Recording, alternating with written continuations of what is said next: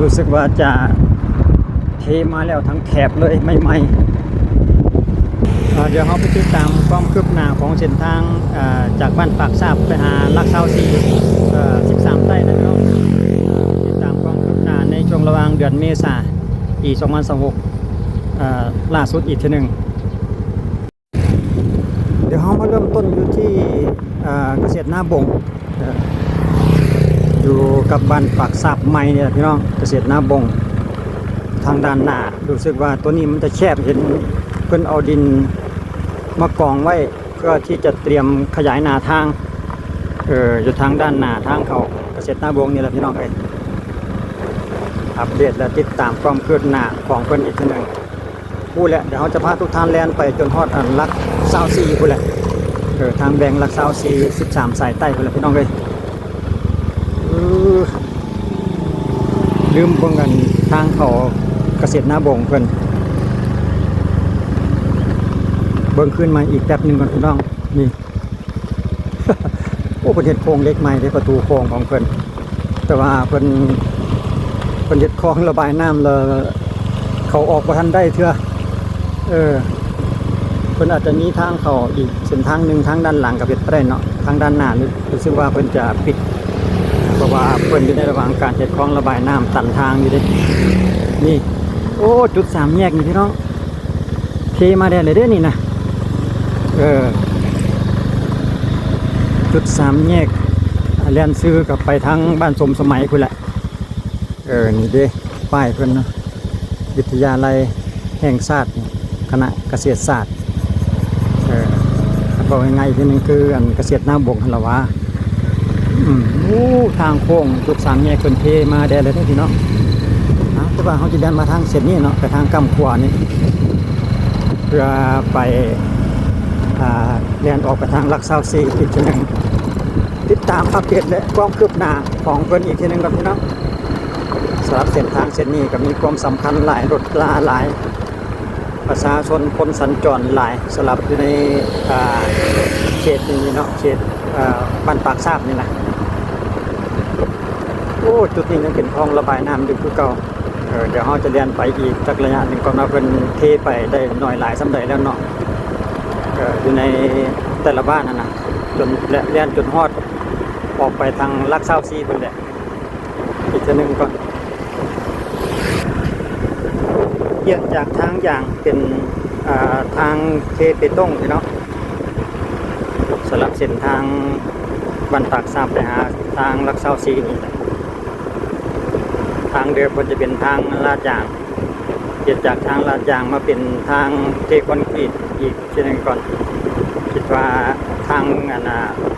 ทางเทคอนกรีตนี่มันจะได้มาตรฐานกว่ามั้งคิดว่าเนาะเป็นก็เลยเปลี่ยนทางยางออกพอถึงจุดนี้ก็3แยกเขตบ้านนาพอกแล่นซื้อไปกับบ้านนาพอกนั่นแหละเราจะเลี้ยวซ้ายไปตามเส้นทางของเพิ่นอีกทีนึงก่อนไปฮอดกันใดเนี่ยแล้วเนาะบ่ได้มาโดนละเส้นทาง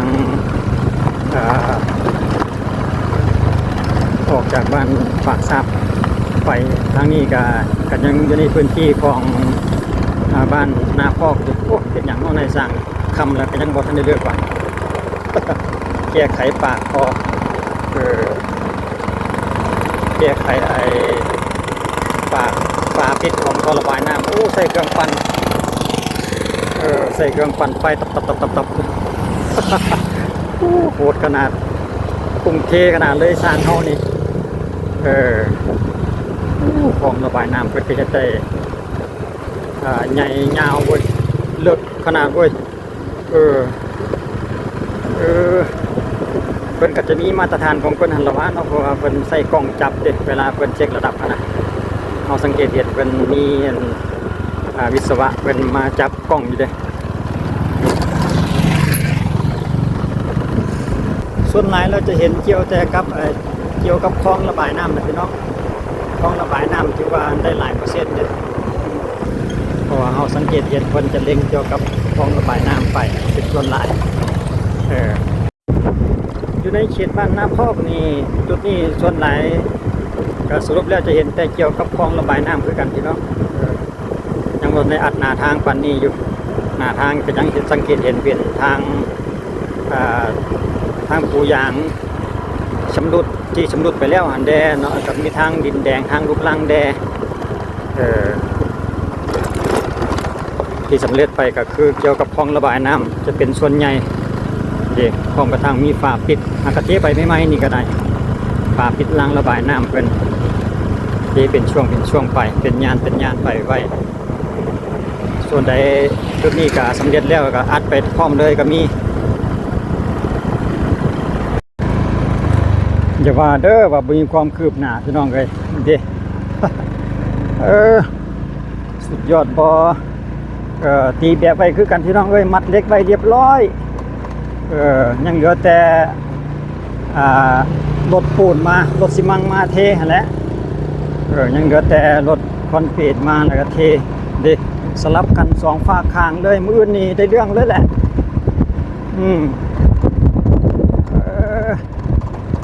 มื้อนี้ได้เทคักๆเพราะว่าเพิ่นตีแบบอันนี้เป็นบรรยากาศตอนแรงเด้พี่น้องเอ้ย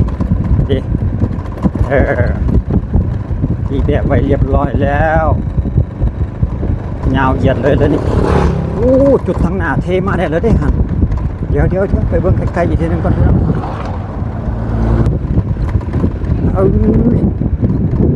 นี่เรียบร้อยแล้วพี่น้องเอ้ยเทเรียบร้อยแล้วบ้านไผ่ล้อมพี่น้องอยู่เขตบ้านไผ่ล้อมนี่เองป้าโถสุดหูสุดตาละบาด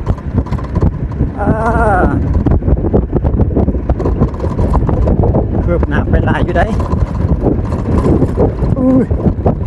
นี่จะชี้หินไว้ทางพุทธ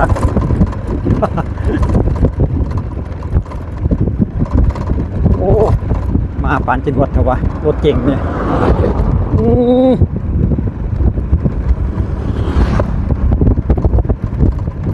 ไงง่องเลยวะใครจะว่ามีลมมาไปไวอยู่โอ้เขตบ้านไผ่ล้อมพี่น้องเทมาเลนหนึ่งแล้วยาวเหยียดเลย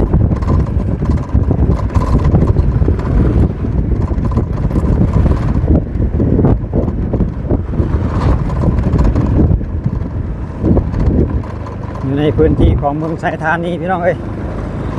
อัปเดตล่าสุดอีกเส้นทางหนึ่งโอ้รถใหญ่แท้เบิ้งเอาจะหาทางขึ้นไปตามมันคลองน้ำเพราะเห็นเพื่อนอนุญาตให้เรียนอยู่เนาะนี่ เบอร์ไปสนวนก็รถใหญ่เพื่อนเมื่อกี้นี่เรียนไปทางนี้นะเพราะว่าเพื่อนให้รถน้อยเรียนแล้วเด้สำหรับโตเทไปแล้วนี่นะโอ้สบายเลยบาทนี่เนาะพี่น้องเอ้ยสำหรับทางเส้นนี้นี่ก็อีกผู้ดนคือกันละไปคิดว่าภายในปีนี้บ่น่าจะเกินปี2026ดอกพี่น้องได้เรียน2ฝาข้างแท้ๆได้เรียนแบบเต็มเลยฮะนะชมเชยอีกทีนึงขอชมเชยทางโครงการทางบริษัทผู้รับเหมาเพิ่นเอาใจใส่เฮ็ดให้การสัญจรถึงสิบ่ได้ทั้ง2เลนได้เลนใดเลนหนึ่งนี่ก็ข้าพเจ้าก็ยังว่าดีแล้วเด้จะได้ลดขี้ฝุ่นเพราะว่าในอีกบ่ดนนี่ก็จะเข้าสู่ฤดูฝนแล้วนะเพื่อบ่ให้มันเป็นขี้ตมเปื้อนกับรถกับลากับการสัญจรหั่นล่ะวะเอาเฮ็ดจังได๋เฮานี่ลงกองทรายนี่ก็ได้มั้งนี่ลงกองทรายก็ได้คิดว่าเพิ่นก็เทไปเป็นช่วงเป็นยานไปคือกันพอเฮาสังเกตเห็นเพิ่นจะสลับกันซ้ายขวาสรุปมาเบื้องนี้เพิ่นจะเซกำขวาบัดต่อไปเพิ่นจะเทเป็นกำซ้ายประมาณนั้นนะเทคนิคของเพิ่นจะเป็นอาจจะอยู่ประมาณนี้แหละคิดว่าลาวเฮานี่ก็พัฒนาไปเรื่อยๆจังซี่แหละพี่น้องเอ้ยนั่นผู้ใดว่าลาวบ่ได้เฮ็ดหยังเลยแต่ว่าข้าพเจ้าก็เรานี่ก็พัฒนาไปอย่างน้อยก็เห็นการพัฒนาเกี่ยวกับถนนหนทางนี่แหละวะ บ่แม่นตังเว้าข้าพเจ้าก็เฮ็ดนี่ดีเพราะว่าเมื่อก่อนนี่ยังบ่ทันได้เฮ็ดเนาะมาในปัจจุบันนี้ก็หลายเส้นหลายสายหั่นนะว่าเราเฮ็ดหยังได้เราก็ยังเฮ็ดการพัฒนาคอยเติบโตไปแต่ละขั้นแต่ละตอนหั่นล่ะวะเนาะพี่น้องเอ้ยบ่แม่นว่าบ่เฮ็ดหยังเลยโอ้จุดนี้ก็จะเป็นชุมชนก็ยังอยู่ในเขตบ้านไผ่ล้อมสำหรับจุดนี้นี่เนาะโอ้ถนนตัวนี้เพิ่นก็เทสูงเลยฟาดโคสูงเติงเยิงเลยว่ะมาตรฐานพี่น้องทางว่าสำเร็จนี่อาจจะกุมหลายปีอยู่ดอกบานนี้นะสำหรับทางเทคอนกรีตนี่เนาะมาตรฐานแบบนี้นี่กุมหลายปีแล้วชัวลูกชัวหลานเฮาก็ว่าได้แล้วเด้ โอ้ดอกคูณเหลืองอารามไป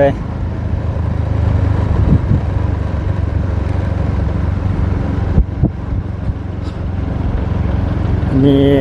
เป็นโรงงานเพิ่นอันนั้นมั้งนี่นะบนเพิ่นซื้อเด็กซื้ออันนั้นน่ะมั้ง